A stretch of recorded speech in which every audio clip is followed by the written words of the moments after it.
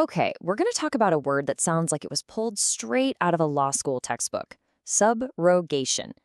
Now, I know the word itself is kind of dry, but trust me, understanding it and its very dangerous cousin, the waiver of subrogation, could literally save you thousands of dollars.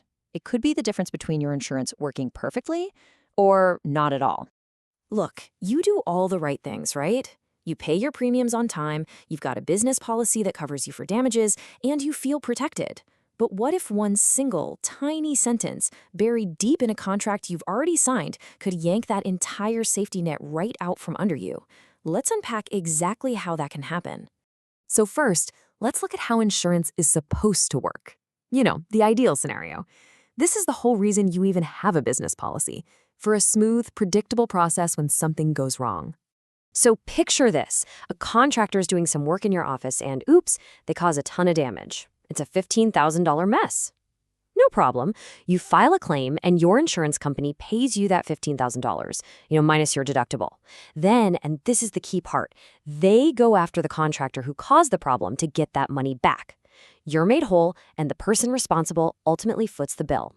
It's perfect. But that last step, that's the part we almost never think about. How exactly does your insurer recover that cash?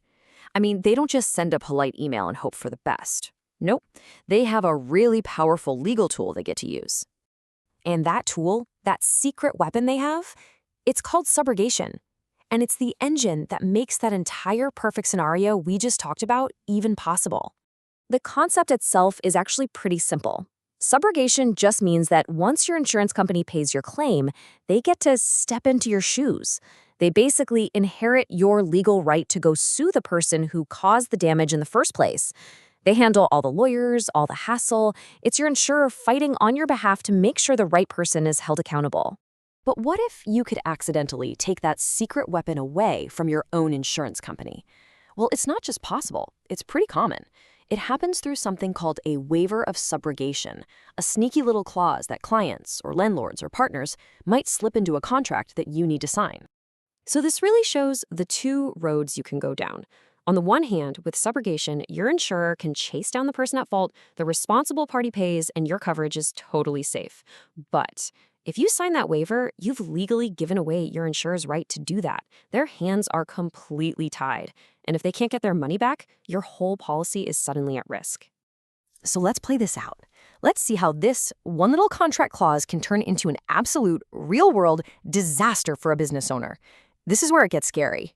Let's imagine you signed a lease for your office space. One day, the landlord's faulty plumbing just floods the entire place, destroying $50,000 worth of your stuff, your computers, your inventory, everything. It's a huge, costly disaster. But hey, you're covered by insurance, so you should be okay, right?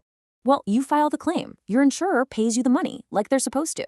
But when they turn around to sue your landlord to get that $50,000 back, they hit a brick wall. Because buried deep in that lease you signed was a waiver of subrogation.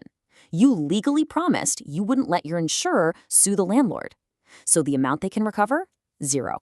Absolutely nothing. And this isn't just about this one claim.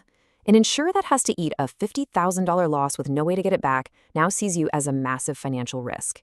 So what do? They might just cancel your policy on the spot.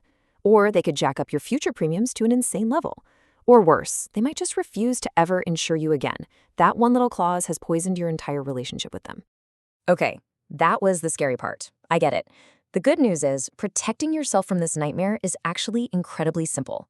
It all comes down to one critical habit. And this is it. This is the single most important takeaway.